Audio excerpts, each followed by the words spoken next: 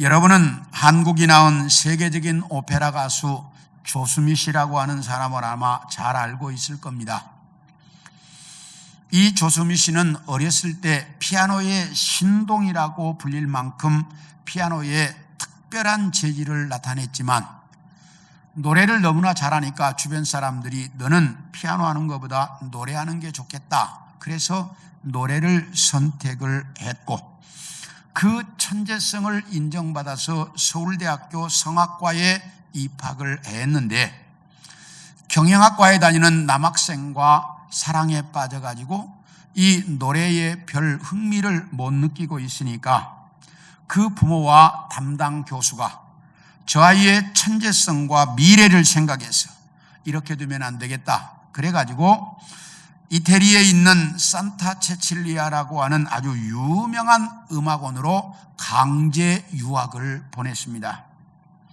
이때부터 이제 조수미 씨는 천재성이 드러나기를 시작했고 5년을 다녀야 하는 이 산타 체칠리아 음악원을 2년 만에 수료하고 세계 무대에 혜성처럼 등장을 해서 지금은 세계 최고의 오페라 가수로 활동을 하고 있습니다. 오늘은 이 조수미 씨의 일화 하나를 소개하려고 하는데 이 조수미 씨가 올해로 60살이 되었습니다.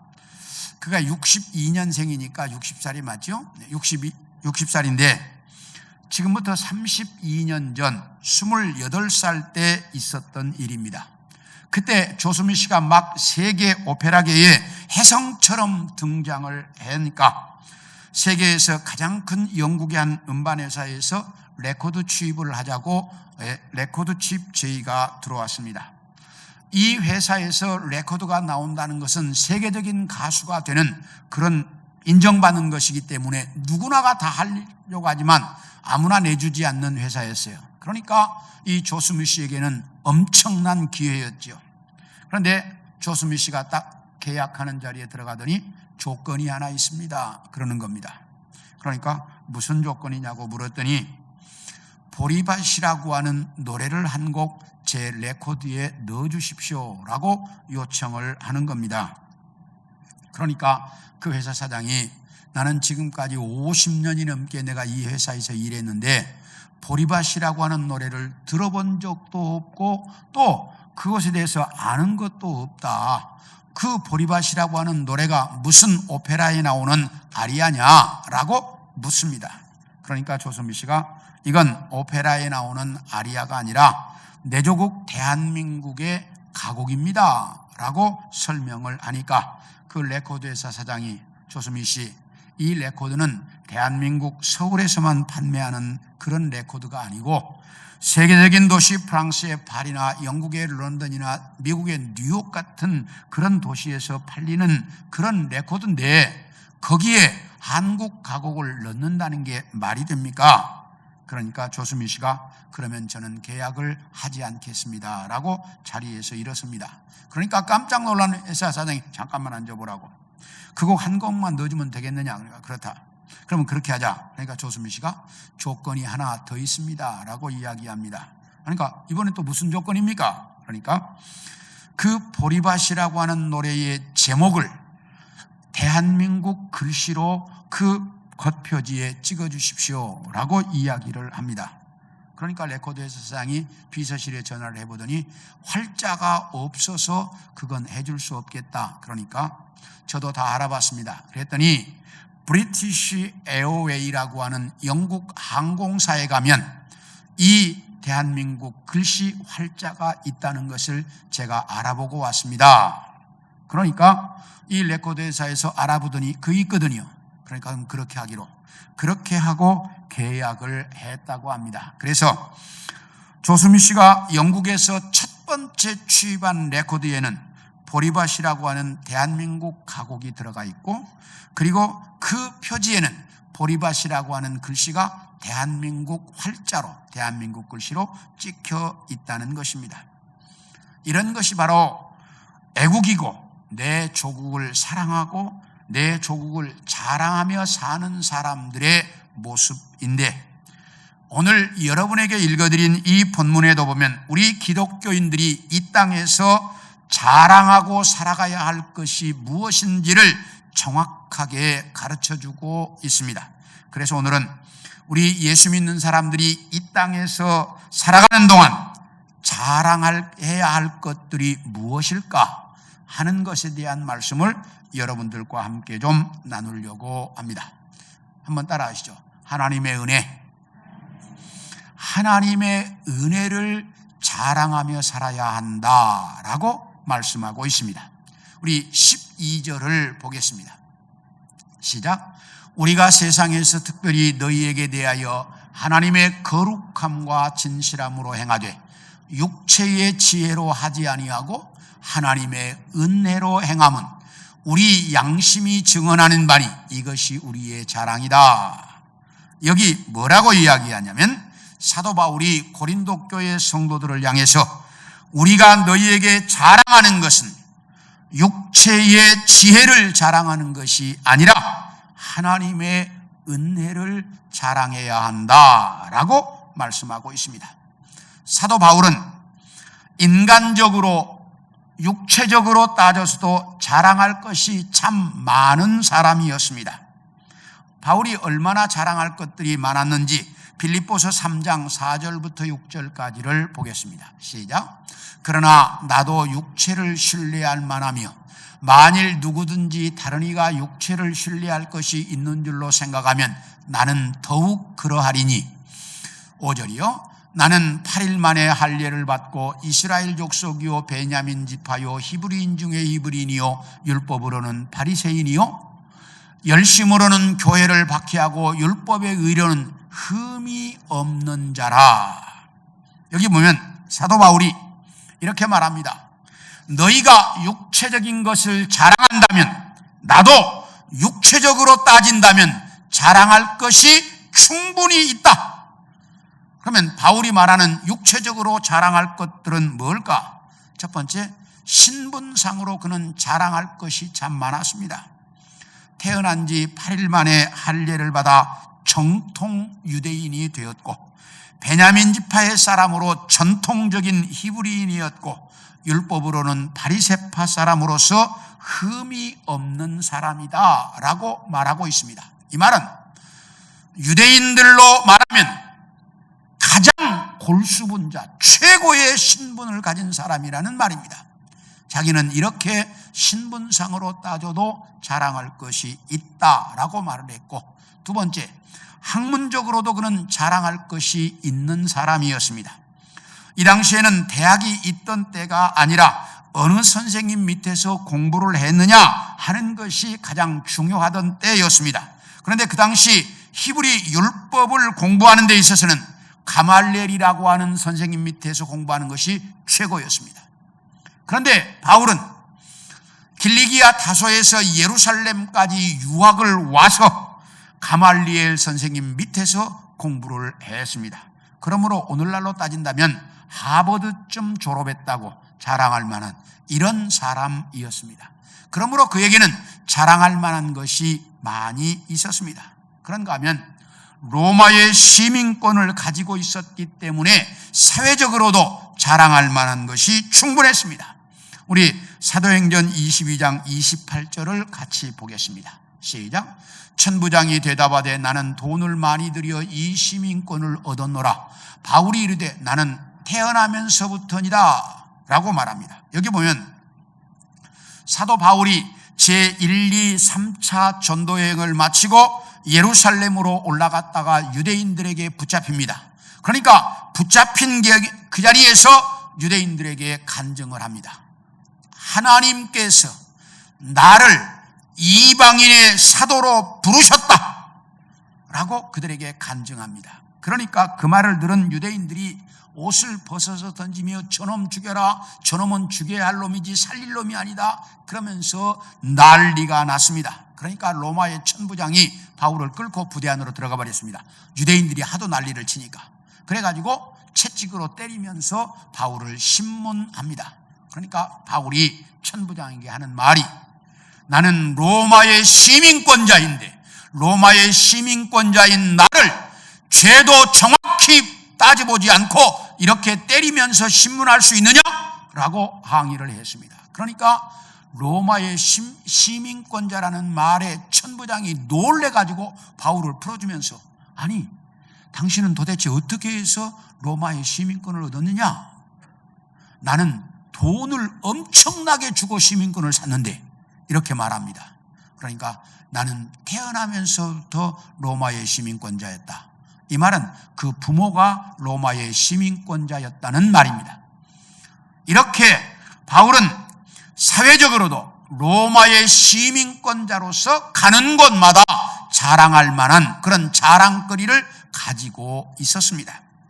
그런가 하면 바울은 장래가 보장된 인물이었습니다. 교회를 박해하는데 누구보다 가장 앞서서 교회를 박해했습니다. 그래서 대제사장에게 다메섹으로 보내는 공문도 받아낼 만큼 인정받고 있었습니다. 대제사장이 이만큼 인정을 받았다는 이야기는 유대 사회에서는 이미 장래가 보장된 인물이었다라는 말입니다.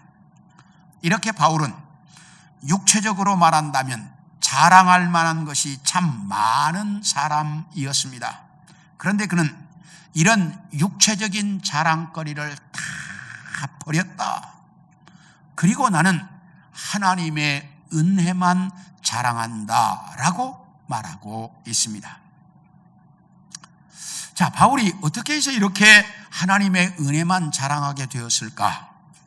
이 바울은 예수 믿는 사람들을 잡아다가 옥에 가두려고 대제사장이 발행한 공문을 가지고 다메섹으로 가다가 하늘에서 나타난 예수님을 만납니다. 그리고 변하여 이방인의 사도로서 일생을 살았는데, 성경에 보면 자기가 예수님 만난 사건을 2번 간증합니다. 한 번은 사도행전 22장의 유대인들 앞에서 간증을 하고, 또 한 번은 사도행전 26장에 헤롯 아그리빠 왕과 베스도 총독 앞에서 간증을 합니다. 그런데 이 2번의 간증의 내용을 보면 바울은 예수님께서 나를 이방인의 사도로 부르셨다라고 하는 확신이 정확하게 드러나 있습니다. 우리 믿음의 사람들에게는 이런 확신이 있어야 합니다. 예수님께서 나를 하나님의 자녀로 부르셨다라고 하는 이 확신이 있어야 한다는 것입니다. 이 확신이 없으면 우리 믿음은 흔들리게 되어 있습니다. 그러므로 우리는 모두가 이 확실한 확신을 가지고 있어야 하는데, 여러분들에게 한번 묻겠습니다. 여러분들은 하나님께서 나를 하나님의 자녀로 부르셨다는 분명한 확신이 있습니까? 확실합니까? 네, 이 확신이 있어야 해요. 그런데 바울은 자기의 간증 속에 보면 하나님께서 자기를 이방인의 사도로 부르셨다는 확신이 있습니다. 그 확신이 분명하게 드러납니다. 그런가 하면 바울은 자기가 예수님의 이제 부름을 받아 하나님의 자녀가 되었다는 것에 대한 자부심이 대단했습니다. 그가 얼마나 자부심이 있었는지 빌립보서 3장 8절을 봅니다. 시작. 또한 모든 것을 해로 여김은 내 주 그리스도 예수를 아는 지식이 가장 고상하기 때문이라. 내가 그를 위하여 모든 것을 잃어버리고 배설물로 여김은 그리스도를 얻고. 여기 보면 바울은 이렇게 말합니다. 예수 그리스도를 아는 지식이 얼마나 고상하고 좋은지, 내가 지금까지 연구하고 공부하고 알아왔던 모든 것들은 이 예수님에 비교하니까 배설물처럼 밖에는 여겨지지 않더라. 그는 이렇게 예수 그리스도에 대한 자부심이 대단했습니다. 그 자부심이 얼마나 대단했는지 우리 사도행전 26장 29절을 봅니다. 시작. 바울이 이르되 말이 적으나 많으나 당신뿐만 아니라 오늘 내 말을 듣는 모든 사람도 다 이렇게 결박된 것 외에는 나와 같이 되기를 하나님께 원하나이다. 이 말은 사도 바울이 헤롯 아그리빠 왕과 베스도 총독 앞에서 자기가 예수님 만난 사건을 쫙 간증을 했습니다. 그랬더니 그 간증을 들은 로마의 베스도 총독이 바울아, 네가 미쳤구나. 네가 공부 많이 하더니 너 공부 많이 해가지고 미쳤구나. 여러분 공부 많이 해서 미친 사람 봤어요? 저는 직접 봤어요. 네, 그런 사람이 있어요. 공부 너무 많이 하다가 미친 사람도 있어요. 그러니까 네가 공부를 너무 많이 해서 미쳤구나. 베스도 총독이 바울에게 그렇게 말하니까 옆에 헤롯 아그리빠 임금이 바울아, 네가 말 몇 마디로 나를 예수 믿는 사람 만들려고 하느냐? 그러면서 조롱을 합니다. 그러니까 바울이 헤롯 아그리빠 임금이여, 베스도 총독이여, 그리고 이방에 있는 모든 사람들이여, 내가 이렇게 묶여있는데 묶여있는 것 외에는 여러분 모두가 나와 같이 되기를 나는 원합니다. 그렇게 그 사람들 앞에서 여러분 모두가 나와 같이 되기를 원합니다. 그러면서 그들을 향해서 외치고 있습니다. 바울은 이렇게 어디를 가나 이런 어떤 상황 속에서라도 자신이 예수 믿어 하나님의 자녀가 되었다는 것을 가장 자랑스럽게 여기고 가장 자랑하면서 그의 삶을 살았습니다.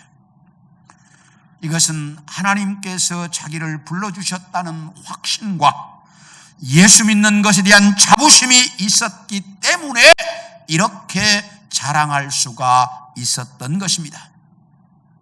이런 사람을 또 한 사람 보겠습니다. 사무엘상 17장 45절을 봅니다. 시작.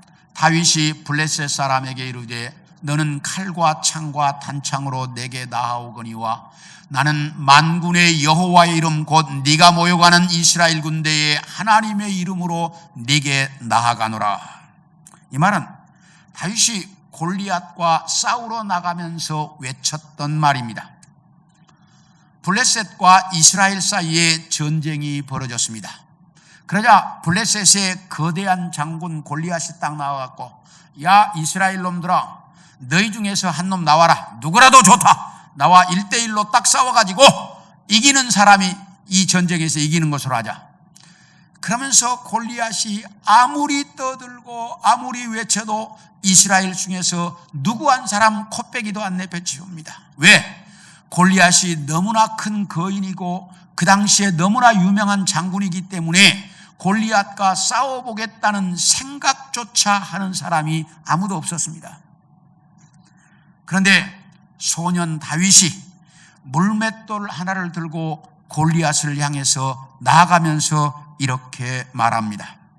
골리앗아, 너는 칼과 창으로 나를 죽이려고 오지만 나는 만군의 여호와의 이름으로 너를 죽이러 간다.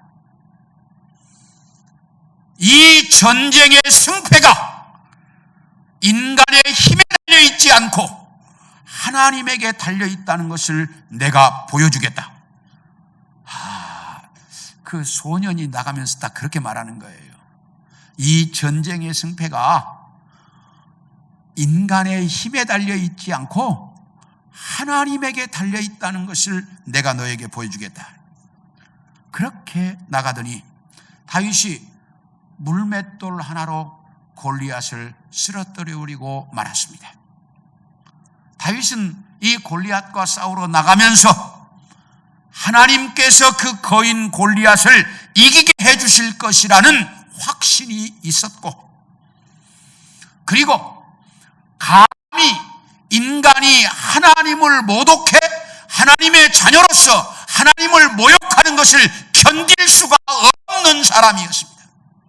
그렇게 하나님의 자녀로서의 자부심이 대단했습니다. 우리에게도 이런 자부심과 확신이 있어야 합니다. 그래야 어디를 가나 하나님을 자랑하며 살 수가 있습니다. 요즘 코로나 때문에 우리의 신앙생활이 많이 위축되어 있는데 제가 가장 힘든 게 뭐냐면 누구한테도 교회 가자는 말을 못한다는 거예요.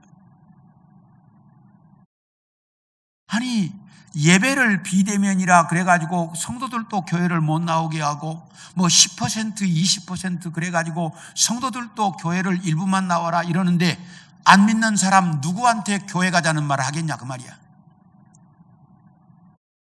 신앙생활을 하다가 지금 힘들어하고 어려워하고 있는 시험 든 성도들에게도 교회 가자는 말을 못해. 도대체 이게 어떻게 된 형편 세상인지 너무너무 답답해서 미칠 것 같아요. 교회 가자는 말을 못하는.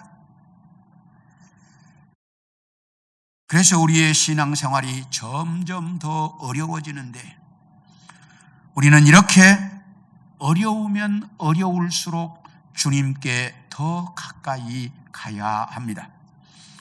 그래서 사도 바울처럼 하나님이 나를 부르셨다는 확신과 내가 예수 믿어 하나님의 자녀가 되었다라고 하는 것에 대한 자부심이 우리에게 차고 넘쳐야 예수님을 자랑하며 살 수가 있습니다. 이걸 가르쳐서 하나님의 은혜가 충만한 성도라고 말합니다. 이렇게 하나님의 은혜가 충만해야 우리는 어디를 가든지 예수님 자랑하고 은혜를 자랑하며 살 수가 있습니다.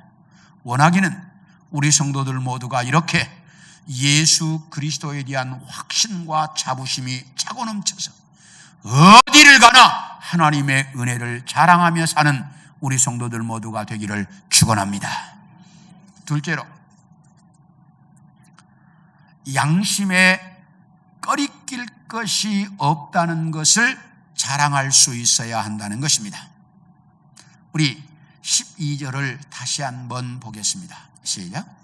우리가 세상에서 특별히 너희에 대하여 하나님의 거룩함과 진실함으로 행하되 육체의 지혜로 하지 아니하고 하나님의 은혜로 행함은 우리 양심이 증언하는 바니 이것이 우리의 자랑이다.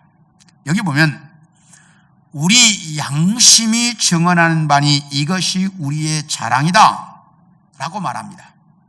이 말은 바울이 양심적으로 꺼리낄 것이 없이 자랑할 수 있는 것이 있다는 말인데, 그러면 바울이 양심에 꺼리낄 것 없이 자랑할 수 있다는 것이 뭘까? 그건 그 앞에 나오는 하나님의 거룩함과 진실함입니다.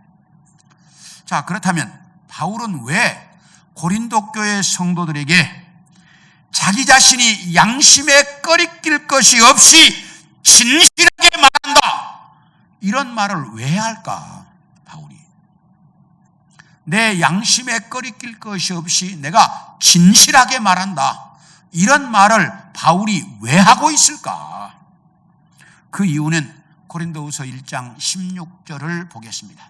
시작. 너희를 지나 마게도니아로 갔다가 다시 마게도니아에서 너희에게 가서 너희의 도움으로 유대로 가기를 계획했다. 지우지 마세요. 여기 보세요. 자, 누구를 지나? 너희를 지나. 이 말은 고린도 교회에 갔다가 마게도니아로 갔다가 마게도니아에서 다시 너희에게 그럼 고린도 교회로 또 갔다가 그 다음에 거기서 고린도 성도들의 도움을 받아 유대로 가기를 내가 계획했다라고 자기의 그 전도 여행 계획을 설명해 주었습니다. 이렇게 고린도 교회를 2번 방문하기로 딱 설명을 했는데, 그런데 들려오는 고린도 교회 소식이 그렇게 만만하지가 않았습니다. 그래서 이 여행 계획을 바꿉니다. 우리 고린도전서 16장 5절을 보겠습니다. 시작. 내가 마게도니아를 지날 터이니 마게도니아를 지난 후에 너희에게 가서, 자, 좀 전에는 너희에게 갔다가 마게도니아 갔다가 너희에게 다시 가겠다 그랬는데 이제는 너희에게 간다는 말이 없어. 그냥 마게도니아로 갔다가 너희에게 갔다가 유대로 가겠다라고 여행 계획을 변경합니다. 왜 그러냐? 고린도 교회에 대한 소식이 들려오는데 이게 잠깐 가서 될 일이 아니야. 고린도 교회 문제가 너무 많아가지고. 그러니까 장기간 머물려고 한 번 가는 것으로 계획을 바꿨어요. 자, 그런데 고린도후서 2장 1절을 보겠습니다. 고린도후서 2장 1절 시작. 내가 다시는 너희에게 근심 중에 나아가지 아니하기로 스스로 결심했다. 여기 보면 바울이 근심 중에 고린도 교회에 갔던 그 증거가 있습니다. 자, 그렇다면 바울은 왜 근심 중에 갔을까? 이 말은 1차, 2차로 고린도 교회에 한 번 가고 두 번 가기로 이렇게 계획들을 세웠는데 고린도 교회에 대한 소식이 너무나 급박하게 들려오는 거예요. 그러니까 모든 계획을 취소해버리고 그냥 고린도 교회에 방문을 했습니다. 그래서 갔다 왔다 그 말이에요. 그래서 바울은 고린도 교회 방문 계획이 3번 변경이 됐습니다. 한 번은 2번 가려고 했다가 한 번 가려고 했다가 이제 여행 계획이 아니라 다 취소하고 그냥 급박하게 고린도 교회를 다녀왔습니다. 이렇게 고린도 교회 방문 계획이 3번씩이나 바뀌니까 바울에 대해서 부정적인 사람들이 이렇게 말합니다. 바울이 사도라면 어떻게 이럴 수가 있냐. 이렇게 계획을 자주 변경하는 이런 사람을 우리가 어떻게 믿겠냐. 그 사람은 도대체 믿을 수 없는 사람이다 라고 말하면서 바울을 신뢰할 수 없는 사람이라고 이야기합니다. 그런데 이것은 고린도 교회의 형편 때문에 바울이 계획을 바꾼 거지 자기 자신의 무슨 형편 때문에 바꾼 게 아니잖아요. 그런데 바울에 대해 부정적인 이 사람들은 그렇게 보지 않아요. 바울을 신뢰할 수 없는 사람이라고 비난합니다. 그러니까 바울이 이야기합니다. 나는 내 양심에 꺼리낄 것이 없이 말한다. 나는 내 양심에 꺼리낄 것이 없도록 행동했다. 너희가 나를 신뢰할 수 없다고 말하지만 나는 내 양심에 거리낌 없이 너희 형편에 맞추어서 내가 행동했다. 이렇게 바울이 말하고 있는 것입니다. 이렇게 사람은 자기 양심에 거리낄 것이 없도록 살아야 합니다. 특별히 우리 믿음의 사람들은 이렇게 양심에 거리낄 것이 없도록 살아야 한다는 거예요. 근데 학자들도 이렇게 말합니다. 세상에서 가장 많은 스트레스를 받을 때 언제인 줄 알아요? 내 양심을 속일 때 사람은 제일 많은 스트레스를 받는다는 거예요. 이 스트레스가 얼마나 해로운 것인지 어떤 학자가 아주 재미있는 실험을 해서 발표한 게 있어요. 어떤 사람이 스트레스를 받아 화를 자주 내니까 이 학자가 그 사람의 그 화를 낼 때마다 고무풍선 같은 것에다 입김을 모았어요. 그래가지고 그 입김을 이제 냉각을 시켜가지고 액체로 만들어서 그걸 주사기로 뽑아가지고 쥐에게 딱 주입을 했더니 3분 만에 쥐가 죽더라는 거예요. 그러니까 사람이 스트레스를 받고 화를 내면 내 몸에서 독소가 나온다는 거예요. 독소가. 그러므로 여러분들이 스트레스 받는 것 이거 아무렇게나 보지 말고 그리고 화를 낼 때 내 입에서 독소가 나온다는 것을 여러분들이 잘 기억하셔야 돼요. 우리가 스트레스를 받으면 가장 먼저 반응하는 곳이 인간의 뇌입니다. 인간의 뇌는 우리 몸에서 가장 중요한 곳이기 때문에 뇌에 세균이나 바이러스나 병균 같은 것들이 들어가지 못하도록 막아주는 뇌혈관 방어막이라는 것이 있습니다. 그런데 스트레스를 받으면 이 뇌혈관 방어막이 약해져 가지고 이제 이물질을 제대로 못 막아준다는 거예요. 그래서 저항력이 떨어져 건강이 나빠진다는 겁니다. 건강 어떤 것이 나빠지냐? 첫째, 혈액순환이 나빠지고 두 번째, 집중력이 떨어진다는 거예요. 집중력이. 세 번째, 신경쇠약 증상이 나타나서 사람이 신경질적으로 변해간다는 거예요. 그러므로 우리는 가능하면 스트레스를 받지 않아야 되는데 이 시대를 살아가는 사람들은 절대로 스트레스와 무관하게 살아갈 수가 없습니다. 그러므로 가능하면 스트레스를 적게 받도록 살아야 하는데, 스트레스를 가장 적게 받을 수 있는 방법이 뭐냐? 내 양심에 거리끼지 않도록 사는 거라는 거예요. 내 양심에 거리끼지 않게 사는 게 스트레스를 가장 적게 받는다는 거예요. 1958년 스트레스 연구로 노벨 의학상을 받았던 한스 셀러라는 아주 유명한 박사가 있는데, 이 사람이 하버드 대학에서 은퇴를 하면서 마지막 고별 강연을 했습니다. 그 고별 강연을 마치고 연단에서 내려오니까 많은 사람들이 일어서서 박수를 칩니다. 그런데 그때 한 학생이 딱 앞으로 나서더니 교수님 질문이 있습니다. 그러는 거예요. 그러니까 뭐냐고 그러니까, 교수님 우리는 스트레스의 홍수 속에서 살아갑니다. 이 스트레스를 해소할 수 있는 방법이 무엇인지 한 가지만 이야기해 주십시오. 딱 이렇게 질문을 했습니다. 그러니까 한스 셀러가 이렇게 말했다는 거예요. appreciation. 이 말이 뭐냐면 감사라는 말이에요. 딱 그러더라는 거예요. 감사해라.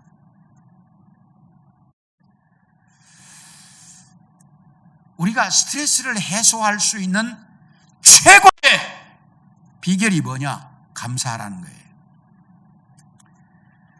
감사할 수 있는 사람은 마음에 평안이 있고 내 양심에 거리낄 것이 없어야 감사할 수 있지, 양심에 거리낄 것이 있는 사람들은 감사가 안 된다는 겁니다. 사랑하는 성도 여러분, 우리는 믿음으로 살아가는 사람들입니다.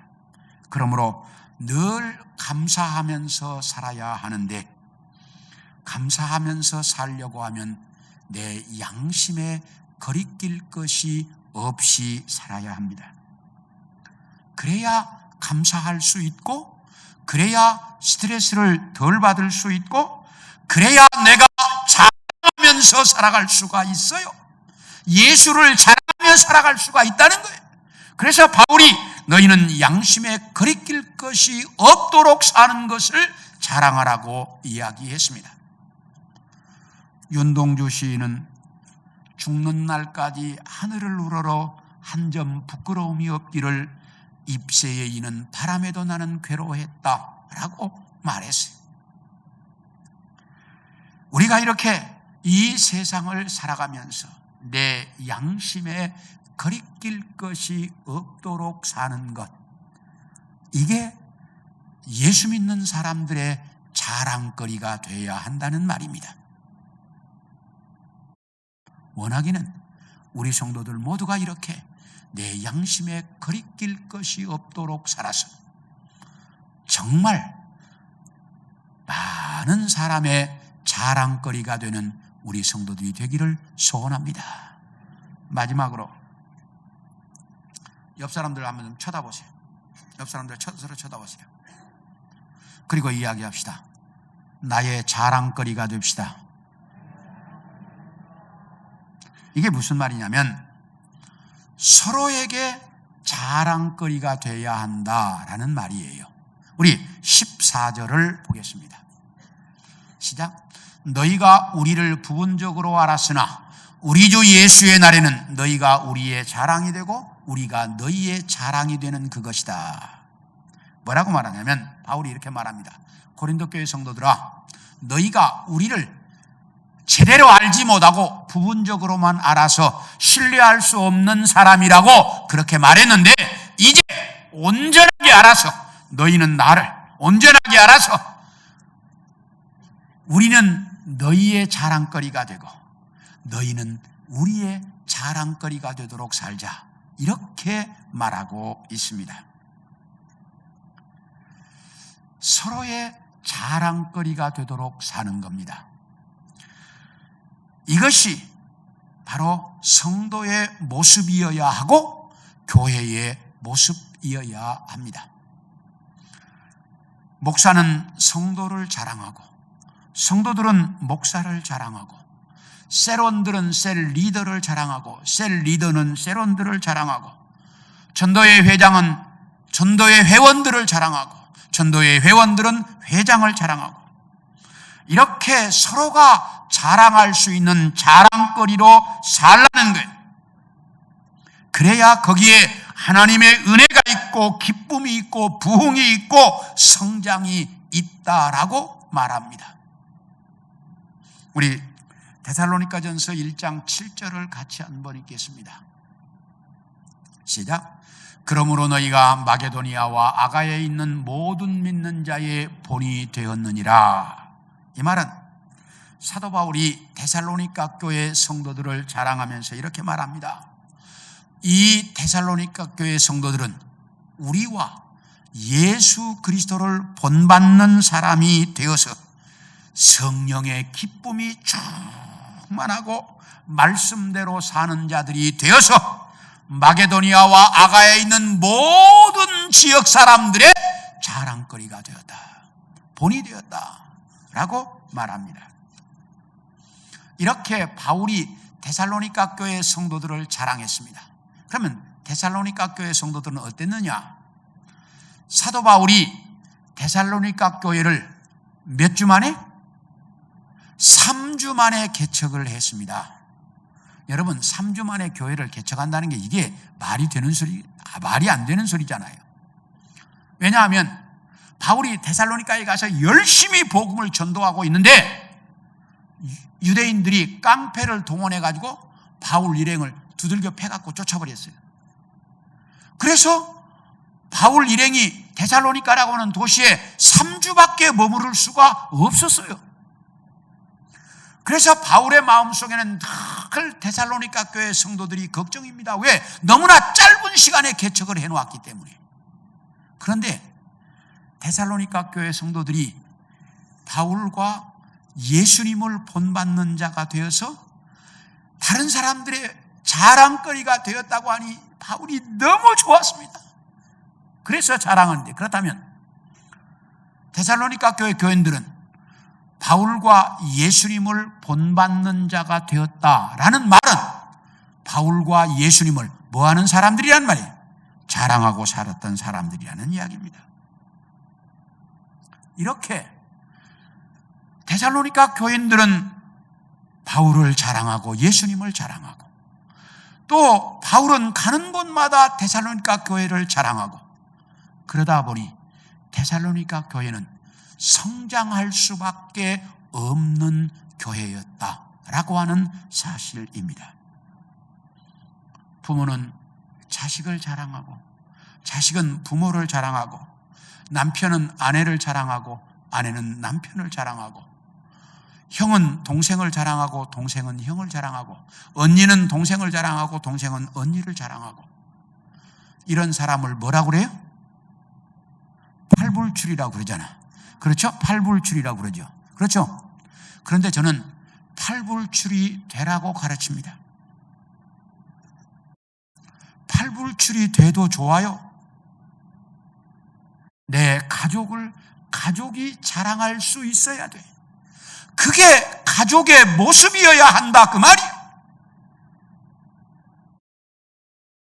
내 가족을 자랑하고, 내 교회를 자랑하고, 내 성도들을 자랑하고, 내 이웃을 자랑하고, 우리는 그렇게 살아야 하는데, 그런데 사람들이 자꾸 남의 약점과 남의 흉볼거리만 찾아요. 그러니 자랑할 게 없어. 이제 남의 흉볼거리, 약점은 찾지 말고 남의 잘하는 것, 남의 자랑거리만 찾는 자들이 되기를 원합니다. 그래서 다른 사람의 그 장점과 잘하는 것들을 자꾸 찾아서 그렇게 자랑해주는 그런 우리 성도들이 되기를 원합니다. 여러분이 예수님을 자랑하면 예수님은 여러분의 이름이 빛나도록 만들어주실 것입니다. 그러므로 다른 것 자랑하지 말고 예수 자랑하고 살면 예수님께서 우리 이름을 빛나게 해주실 거예요. 이렇게 예수님 자랑하고 사는 우리 성도들이 되기를 소원합니다. 그래서 여러분이 어디를 가나 정말로 서로가 서로를 자랑하는, 서로가 서로를 자랑하는 그런 우리 교회, 우리 성도들이 되어서 여러분들을 통해 예수님이 자랑거리가 되고 예수님께서 여러분의 이름을 빛내주시고 여러분의 만나는 사람마다 내가 우리 성도들을, 우리 교회를 가는 곳마다 자랑함으로 소문난 우리 교회, 우리 성도들이 되어질 수 있기를 축원합니다. 모두 자리에서 일어서시겠습니다. 네.